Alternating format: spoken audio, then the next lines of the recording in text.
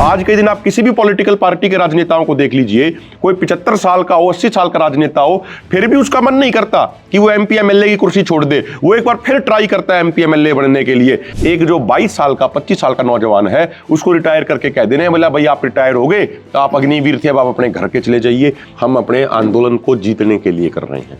अगर नौजवानों के ऊपर जो शांतिपूर्ण तरीके से अपनी राजधानी जा रहे थे उनके सर में गोली मारेगी, नौजवानों की आंखों में गोलियां मार के उनकी आंखों की रोशनी छीन लेगी, इंटरनेशनल लेवल पर बैन जहरीली गैसों का इस्तेमाल करेगी, इंजेक्टर मोर्टार जैसे खतरनाक हथियारों का इस्तेमाल अगर करेगी, तो फिर निश्चित तौर पे ये बात जरूर है, शांतिपूर्ण तरीके से उस पार्टी की सरकार को जवाब जरूर देंगे। पिछले 10 सालों में जो ज्यादतियां हमारे साथ हुई हैं, निश्चित तौर पे हमें उनको याद रखना चाहिए कि आज विपक्ष वाले कहते हैं कि भाई हम सत्ता में आए तो किसानों का हम बहुत भला करेंगे, लेकिन उनसे ये तो कम से कम पूछा जाना चाहिए ना। 2006 में स्वामीनाथन आयोग की रिपोर्ट आई थी, 2006 से 2014 तक तो कांग्रेस की ही सरकार थी सत्ता में, लेकिन उन्होंने उन 8 सालों में उस रिपोर्ट को लागू नहीं किया।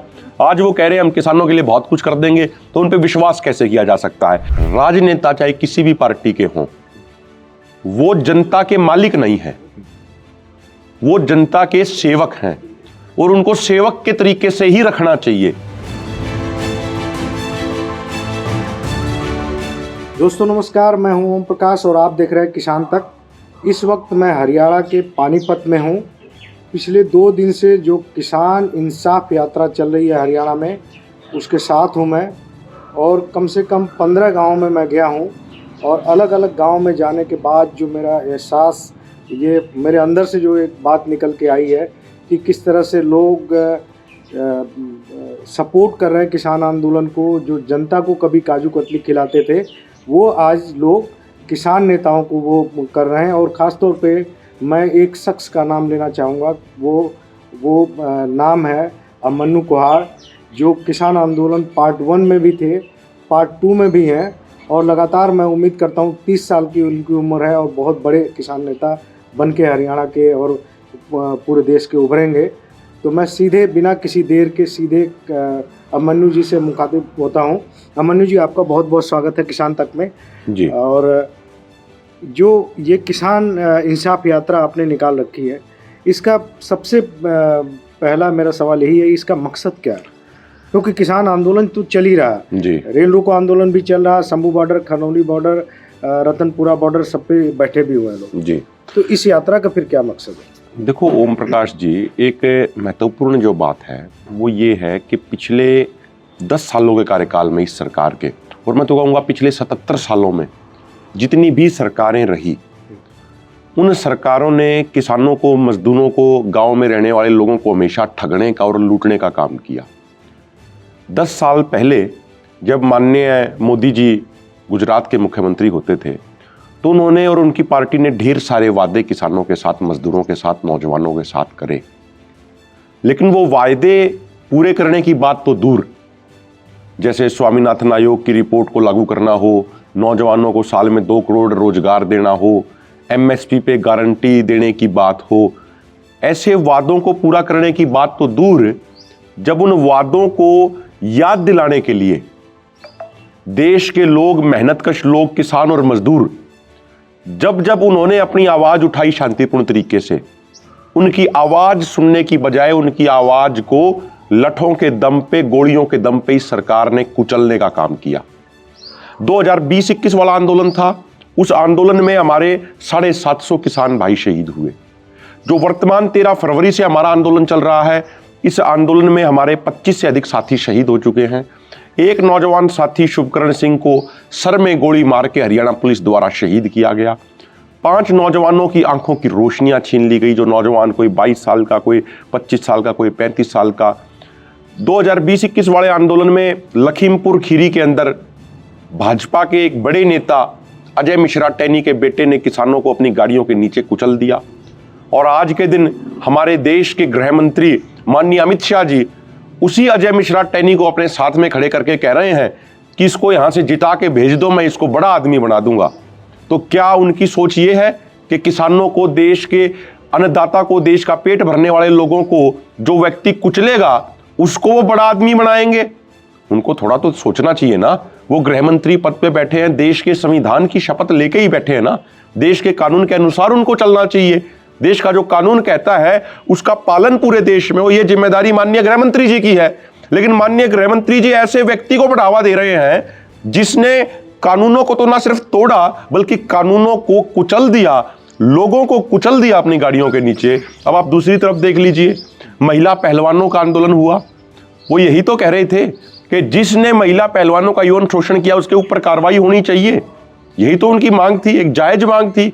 वो महिला पहलवान जो इंटरनेशनल लेवल पे ओलंपिक में मेडल जीत के लाई और भारत का मान सम्मान बढ़ाया। आप पिछले 77 सालों का इतिहास उठा के देख लो, कितने इंडिविजुअल मेडल हैं हमारे ओलंपिक में, हम उंगलियों पे गिन सकते हैं। 15-20 मेडल होंगे, उससे ज्यादा नहीं है। तो उनको ओलंपिक में मेडल जीतने वाली महिलाओं की बात सुनने की बजाय सरकार ने उनको सड़कों के ऊपर घसीटा, उनको अपमानित किया, और जिस व्यक्ति पे महिलाओं की इज्जत आबरू पे हाथ डालने की आरोप है उसके बेटे को टिकट दे दिया। तो ये जो पूरा जो घटनाक्रम हुआ, ये सारी चीजें हम लोगों के बीच में इस यात्रा के माध्यम से लेके जा रहे हैं। जो पिछले 10 वर्षों में हमारे साथ अन्याय किया गया, जो 10 वर्षों में किसानों के ऊपर झूठे मुकदमे दर्ज किए गए, किसानों के ऊपर लाठीचार्ज करके उनकी हड्डियां तोड़ी गई, मजदूरों के ऊपर लाठीचार्ज किया गया, महिला पहलवानों को अपमानित किया गया, गांव देहात के जो नौजवान फौज में जाके रोजगार भी हासिल करते थे और देश की सेवा भी करते थे, उनको बेरोजगार बनाने के लिए अग्निवीर जैसी योजना ला दी गई। आज के दिन आप किसी भी पॉलिटिकल पार्टी के राजनेताओं को देख लीजिए, कोई 75 साल का हो, 80 साल का राजनेता हो, फिर भी उसका मन नहीं करता कि वो एमपी एमएलए की कुर्सी छोड़ दे। वो एक बार फिर ट्राई करता है एमपी एमएलए बनने के लिए, लेकिन उसको तो 80-85 साल में उससे तो वो लालसा छूटी नहीं। लेकिन एक जो 22 साल का 25 साल का नौजवान है उसको रिटायर करके कह देने बोला भाई आप रिटायर हो गए, तो आप अग्निवीर थे, अब आप अपने घर के चले जाइए। तो ये बातें लोगों तक लेके जाने के लिए, लोगों को ये जागरूक करने के लिए कि जिस तरीके से पंजाब और हरियाणा में भाजपा उनकी सहयोगी पार्टियों से सवाल जवाब कर रहे हैं उनके नेताओं से लोग, उसी तरीके से शांतिपूर्ण तरीके से सवाल जवाब जारी रखें। आपने भी देखा होगा लगातार 2 दिनों में हमने इस बात पे ज्यादा फोकस किया है कि हमें पूर्ण तौर पे शांतिपूर्ण रहना है।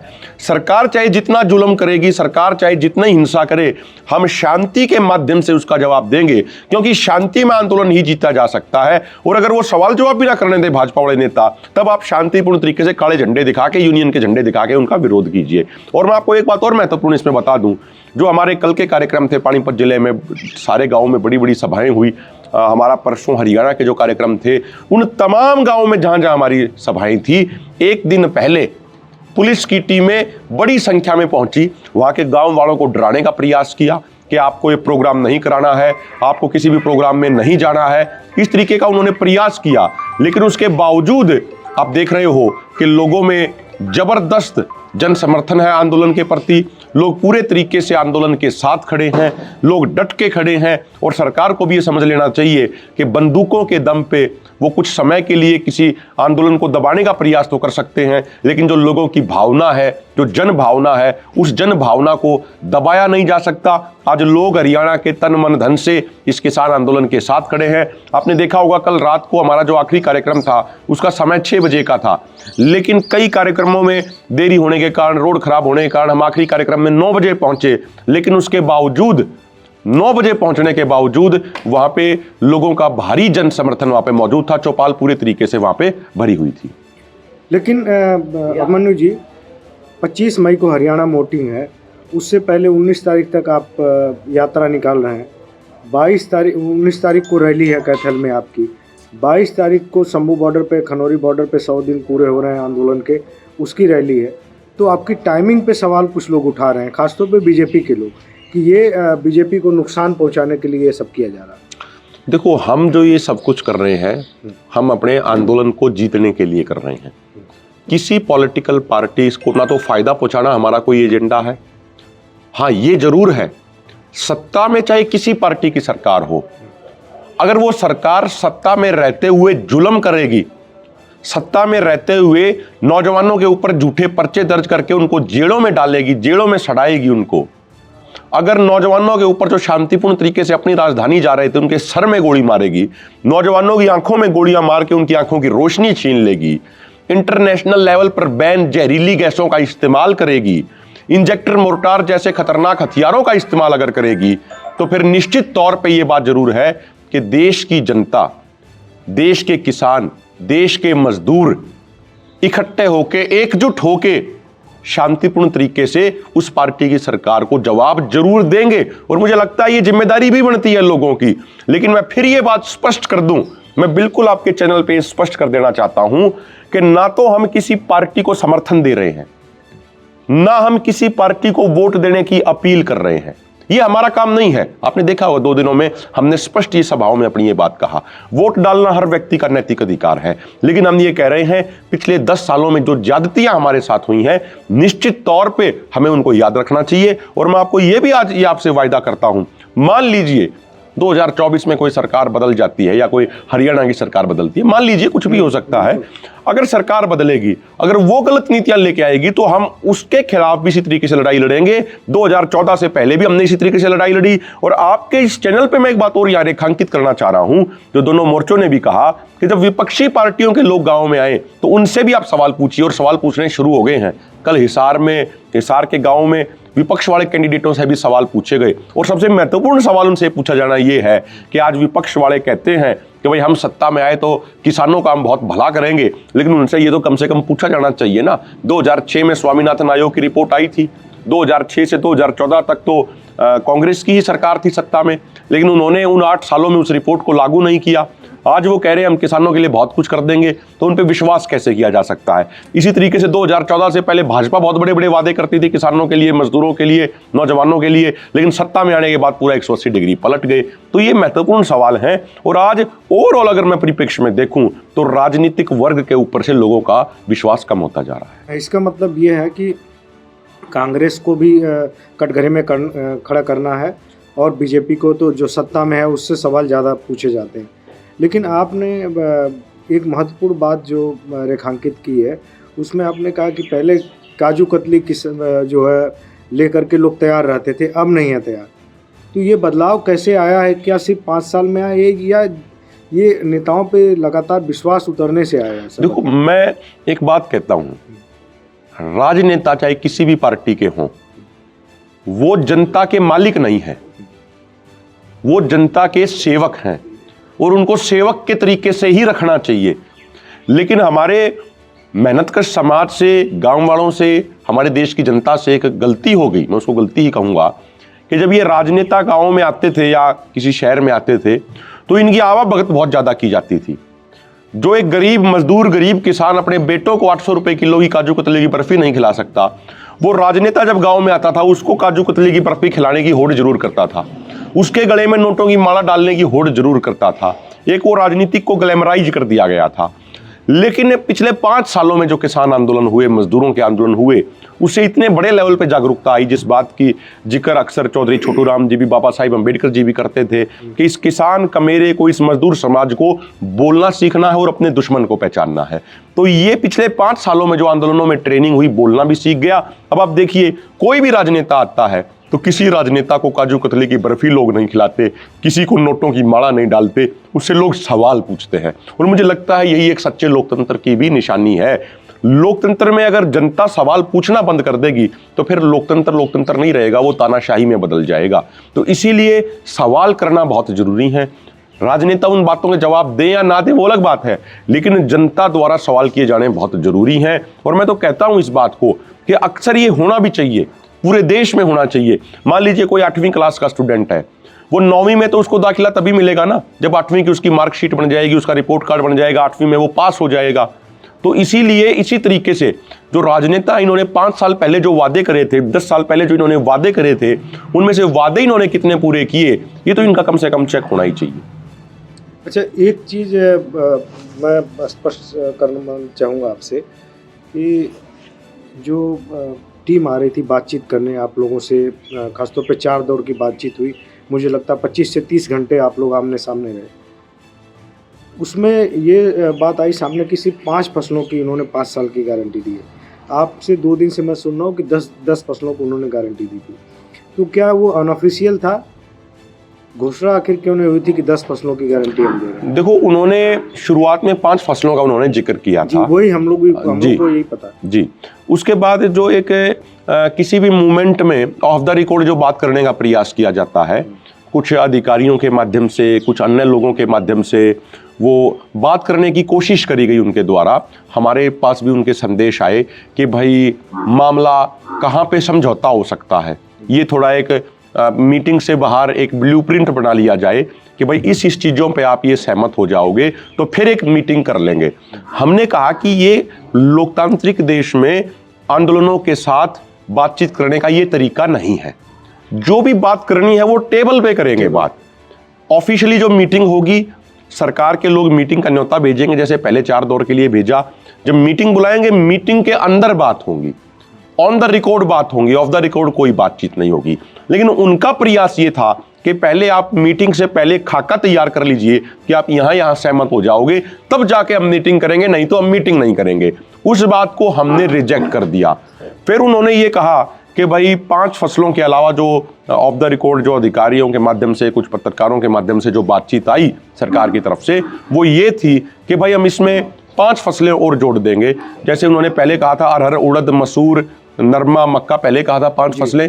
उसके बाद उन्होंने ये कहा था कि भाई सरसों, बाजरा, सूरजमुखी, तोरिया और जूट। उन्होंने कहा था ये 5 फसलें और जोड़ देंगे, 10 फसलें हो जाएंगी। और इनके ऊपर से ये कंडीशन भी हटा देंगे कि जो डाइवर्सिफिकेशन करेगा उसी को एमएसपी मिलेगा। हाँ। ये भी कंडीशन हटा देंगे। 5 साल की लिमिट भी इस पे से हटा देंगे। इस तरीके के उन्होंने ऑफ द रिकॉर्ड उन्होंने कुछ चीजें पेशकश करी थी। लेकिन हमने ये कहा था कि देखिए, जनता का विश्वास बनाए रखने के लिए जरूरी है कि जो भी बातचीत हो वो ऑन रिकॉर्ड होनी चाहिए, ओपन फोरम में हो, जो मीटिंग में होनी चाहिए। और हम तो यहां तक कहते हैं कि अगर सरकार आगे भी कोई हमसे बात करे तो मुझे लगता है कि वो बातचीत लाइव होनी चाहिए, ताकि देश की जनता भी देख पाए, पत्रकार भाई भी देख पाए। क्योंकि देखो, एक चीज तो जरूरी है ना कि भाई हम अपने फैक्ट को सही तरीके से रख पा रहे हैं, नहीं रख पा रहे, ये भी जनता को जानने का अधिकार है। सरकार हमारे सवालों का जवाब सही से दे पा रही है, नहीं दे पा रही, ये भी जनता को जानने का अधिकार है। मैं तो ये बात कहता हूं, लाइव उस डिबेट को, उस डिस्कशन को, मीटिंग को लाइव चलाएं। और अगर 50% से ज्यादा लोग सरकार के साथ सहमत हो जाते हैं तो हम सरकार की बात को मान लेंगे। और अगर 50% से ज्यादा लोग हमारे तर्कों के साथ, हमारी बात के साथ सहमत हो जाए तो सरकार हमारी बात मान ले। इसमें दिक्कत क्या है? हम एक दाने का गेहूं का 1105 लाख मीट्रिक टन गेहूं की टोटल प्रोडक्शन हुई 2022-23 में। भारत सरकार ने 262 लाख मीट्रिक टन खरीदा। फिर किसान ने अपने घर में ही जो इस्तेमाल किया उसका आंकड़ा भी पेश किया। फाइनल गेहूं पे टोटल कितना खर्चा होगा एमएसपी पे पूरे गेहूं की खरीद करने के लिए, वो मात्र 14,000 करोड़ रुपए का है पूरे देश के लिए। मैक्सिमम मैं बता रहा हूं 14,000 करोड़ रुपए का। किया था उसका सारा। वो एक फैक्ट हमने रिलीज किया, कैसे 1,28,000 शिपमेंट भारत से हर साल आटे की होती हैं, किस तरीके से ई ऑक्शनिंग के माध्यम से भारत सरकार ने 75 लाख मीट्रिक टन गेहूं बेचा। और जो उसका स्टार्टिंग प्राइस था वो एमएसपी था या एमएसपी से ऊपर। यानी भारत सरकार ने जो गेहूं किसानों से खरीदा उससे कमाई भी करी है।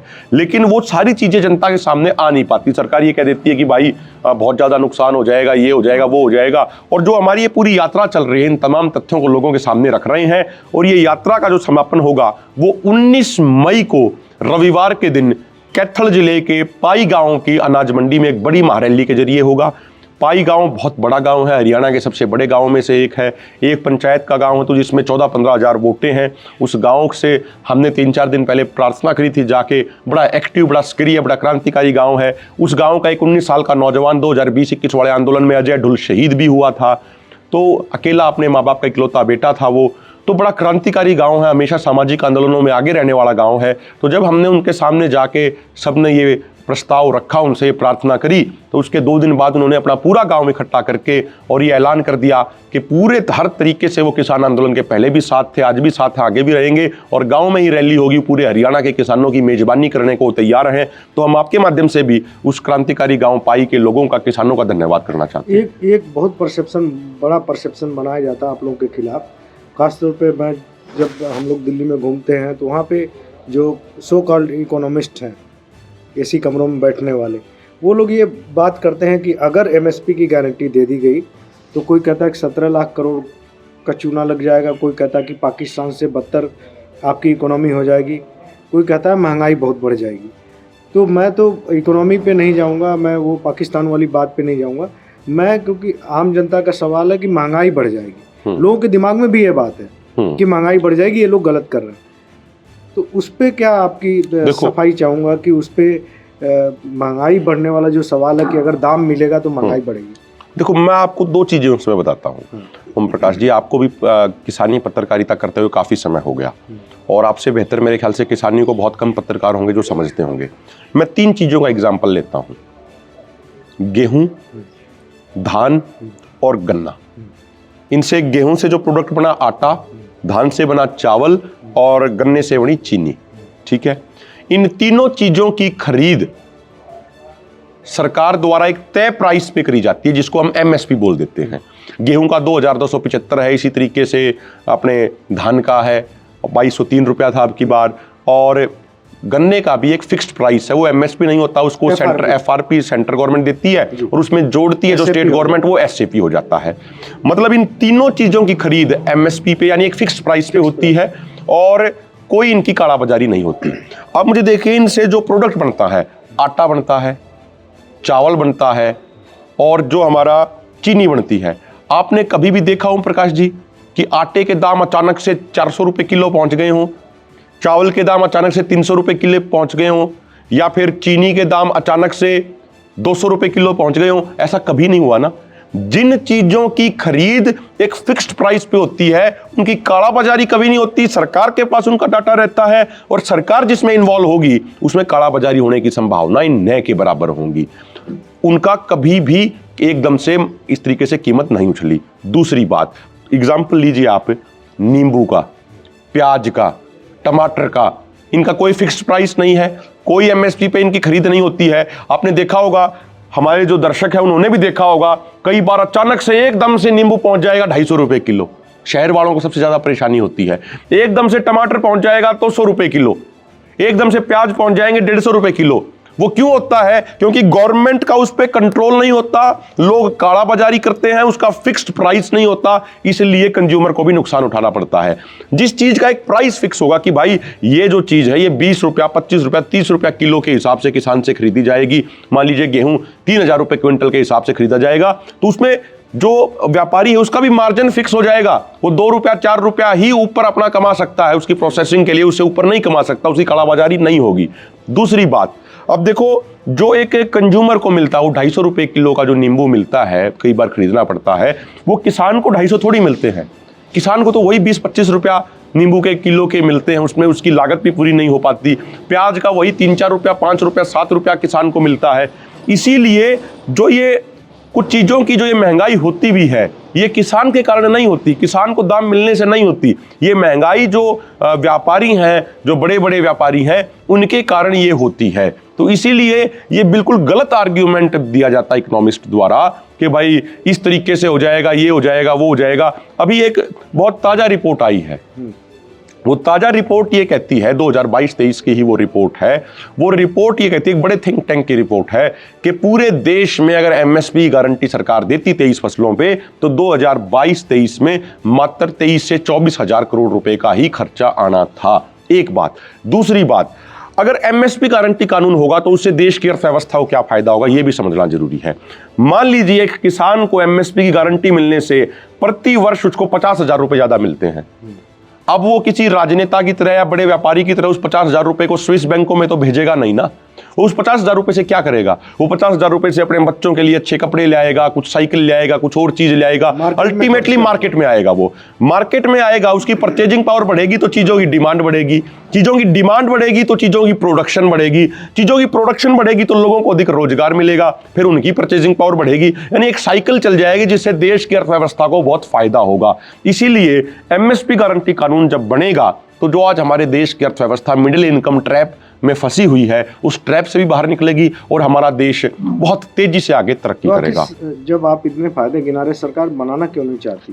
देखो, उसका कारण ये है कि जो बड़े बड़े कॉर्पोरेट का प्रेशर है सरकार के ऊपर, वो बड़े, अगर सरकार ने एमएसपी फिक्स कर दिया तो जो कुछ कॉर्पोरेट घराने जो एग्रीकल्चर सेक्टर में आ भी चुके हैं और भी ज्यादा आना चाह रहे हैं, उनको ये लगता है कि अगर गवर्नमेंट एक चीज फिक्स कर देगी कि भाई आपको इतने पे ही ये खरीदना है, इससे नीचे आप नहीं खरीद सकते, तो जो उनका ऊपर का उसका मार्जिन होगा वो भी फिक्स हो जाएगा। फिर लोग कहेंगे कि भाई आप किसान से जब 30 रुपए आपने फिक्स कर दिया तो ठीक है, ऊपर वाला 2 रुपया 4 रुपए का मार्जिन ले ले, लेकिन उसका ये मतलब थोड़ी ना है कि वो जो ऊपर वाला वो 200 रुपया 300 रुपए का मार्जिन लेगा। तो इसीलिए वो व्यापार जगत के जो नुकसान है व्यापार जगत के जो नुकसान है उसके चक्कर में है, और उसके चक्कर में किसानों को भी नुकसान उठाना पड़ रहा है और एक कंज्यूमर को भी नुकसान उठाना पड़ रहा है। एक और सवाल है आपसे लूँगा कि बार बार जब भी ऐसी बात आती है कि एमएसपी पे खरीद बढ़ानी है या उसका दायरा और बढ़ाना है, तो WTO को बीच में लाया जाता है, उसका रोना रोया जाता है। ये WTO की जो बीमारी है ये आम जनता को इतनी नहीं समझ में आती, हम आप जैसे कुछ लोग समझते हैं इसको। इस बीमारी को कैसे जनता समझेगी कि ये बीमारी है क्या? देखो 1994-95 में जब कांग्रेस की सरकार थी तो उन्होंने एग्रीमेंट ऑन एग्रीकल्चर WTO में शामिल किया गया, भारत ने उस पर साइन किए, और वहीं से किसानों की समस्याएं, बिल्कुल कांग्रेस की सरकार थी, और उसी समय से किसानों की समस्याएं बहुत ज्यादा बढ़ गई। आप रिकॉर्ड उठा के देखिए, 1994-95 से पहले बहुत कम बार पता लगता था, सुनने को मिलता होगा कि भाई फलाने प्रदेश में फलाने जिले में किसी किसान ने आत्महत्या कर ली। लेकिन 1994-95 के बाद से जब से ये बीज लाए गए, ये बड़ी बड़ी कंपनियों के बीज आने शुरू हुए, ये लिबरलाइजेशन ग्लोबलाइजेशन की पॉलिसी लानी शुरू हुई, उससे किसान पीछे जाते चले गए, देसी बीज थे वो भी उनके खत्म हो गए। WTO बेसिकली क्या कहता है? WTO ये कहता है कि जो उसका एग्रीमेंट ऑन एग्रीकल्चर है वो ये कहता है कि जो टोटल वॉल्यूम है अनाज की प्रोडक्शन की, भारत सरकार उसका मात्र 10% ही MSP पे खरीद सकती है अपने फूड सब्सिडी, फूड सिक्योरिटी के नाम पे। उसे ज्यादा खरीदेगी तो WTO के डिस्प्यूट सेटलमेंट मैकेनिज्म में मुकदमा भारत के खिलाफ दर्ज किया जाएगा। ऑलरेडी अमेरिका, कनाडा, ब्राजील जैसे देशों ने 2-3 मुकदमे भारत के खिलाफ कर भी रखे हैं, और अगर वहां भारत सरकार मुकदमा हारती है तो हो सकता है उन विकसित देशों के दबाव में भारत को वर्ल्ड ट्रेड से ये कट भी करने का प्रयास करे। WTO में 3 तरह की वो सब्सिडी की बात करते हैं। एक है उनकी ग्रीन बॉक्स सब्सिडी, एक है उनकी मतलब रेड बॉक्स सब्सिडी है, और एक और उनकी सब्सिडी है।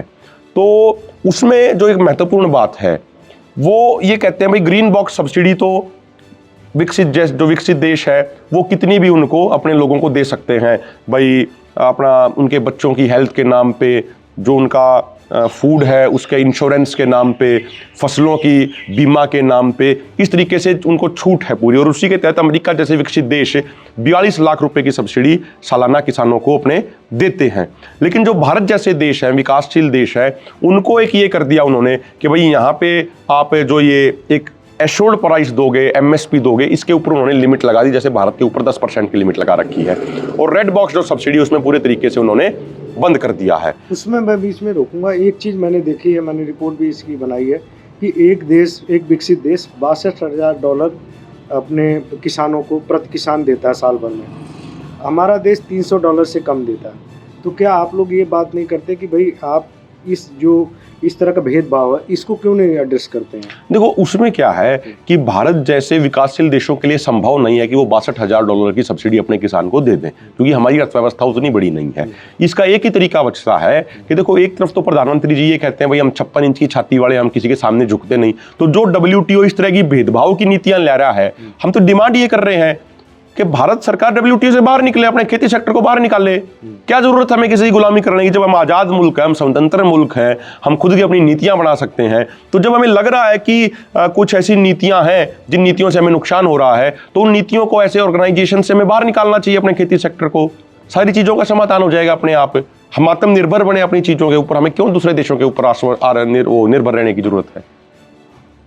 तो ये आपने 2-3 महत्वपूर्ण बातें कही, उसमें से एक महत्वपूर्ण बात है कि जब भी BJP या कांग्रेस जो विपक्ष में रहते हैं बहुत अच्छी बात करते हैं, सत्ता में आते हैं तो वो भूल जाते हैं। बिल्कुल बिल्कुल। तो आप किसी पार्टी का नाम नहीं ले रहे, लेकिन अगर दोनों में से आपसे बात की जाए कि बेहतर कौन है, तो किसको आप ऊपर रखेंगे, किसको नीचे रखेंगे? देखो जब 1979 और उसमें एक चीज़ और भी जोड़ देता हूँ मैं कि आपने बताया कि WTO में सिग्नेटरी कांग्रेस थी, है ना। आपने बताया कि भाई स्वामीनाथन कमीशन की रिपोर्ट कांग्रेस के टाइम में आई और आपने उसको भी संघर्ष किया, उन्होंने नहीं दिया। ये BJP दावा करती कि हमने पहली बार किसानों को पैसा दिया, डायरेक्ट इनकम सपोर्ट दी, उसको बढ़ा भी सकते हैं आप आगे, उसको जो भी उसमें राशि बढ़ानी है बढ़ा सकते हैं। इन्होंने कहा कि हमने पहली बार पद्मश्री दिया किसानों को। तो दोनों एंगल को देखते हुए आखिर किसको जनता किसकी तरफ जाए? आखिर देखो जब सबसे पहले किसान अगर आप लोग भी अपील नहीं करेंगे इस चीज़ की, आप लोग भी खुल के नहीं बोलेंगे तो कौन बोलेगा फिर? तो जो सबसे जब पहले किसान यूनियन बनी थी तो एक नारा दिया गया था कि किसी भी सरकार से ना आस करो, अपनी रखवाली आप करो। तो किसी पार्टी की सरकार से आस करने की बजाय ये देश हमारा है, इस देश के असली मालिक हम लोग हैं, किसान मजदूर हैं, गाँव में रहने वाले लोग हैं, तो अपनी रखवाली हमें आप ही करनी पड़ेगी, एक बात। दूसरी बात, देखिए जो पॉलिसी होती हैं, अब जैसे मैंने कहा WTO जो सिग्नेचर किए, साइन किए, वो कांग्रेस के समय पे हुए। Orange box subsidy, green box subsidy, red box subsidy वहीं से आती हैं, 3 तरह की सब्सिडी। अब महत्वपूर्ण बात ये है कि आप देखिए बीजेपी 2014 से पहले बीजेपी और RSS के लोग डिमांड करते थे कि भारत का खेती सेक्टर WTO से बाहर आए।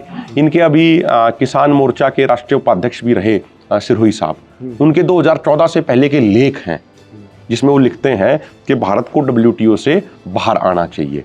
लेकिन 2014 के बाद जैसे ही सत्ता में आए इन्होंने वो बात करनी छोड़ दी, एक बात। दूसरी बात, ये सरकार कह रही है कि भाई हम 6,000 रुपए दे रहे हैं सालाना। हम उनसे ये काउंटर क्वेश्चन पूछ रहे हैं, आप MSP की गारंटी ना दे के एक किसान को प्रति एकड़ साल का 50,000 रुपए का नुकसान कर रहे हैं। वो 50,000 रुपए उसकी जेब से निकाल के आप कहते हो हमने 6,000 रुपए तुम्हें दे दिए, तुम्हारा भविष्य बदल देंगे हम। ये तो कोई बात नहीं हुई ना ये तो।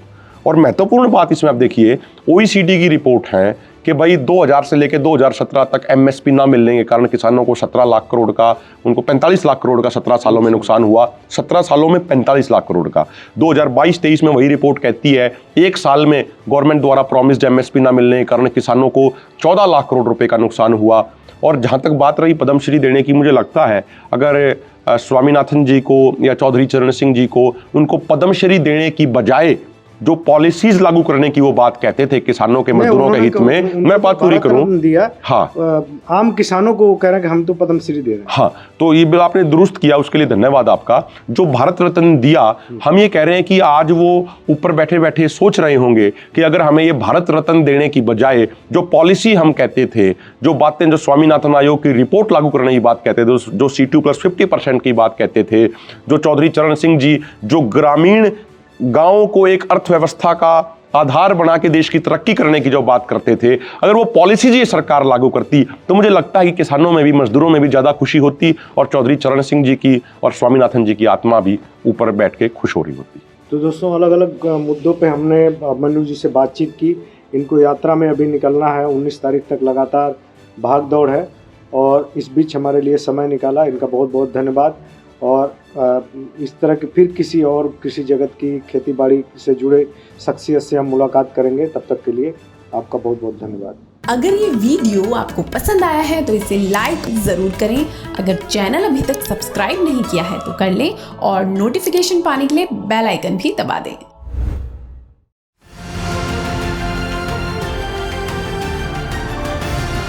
किसान तक खाना है तो उगाना है, किसान तक खाना है तो उगाना है, किसान तक खाना है तो उगाना है, किसान तक खाना है तो उगाना है, किसान तक खाना है तो उगाना है, किसान तक खाना है तो उगाना है।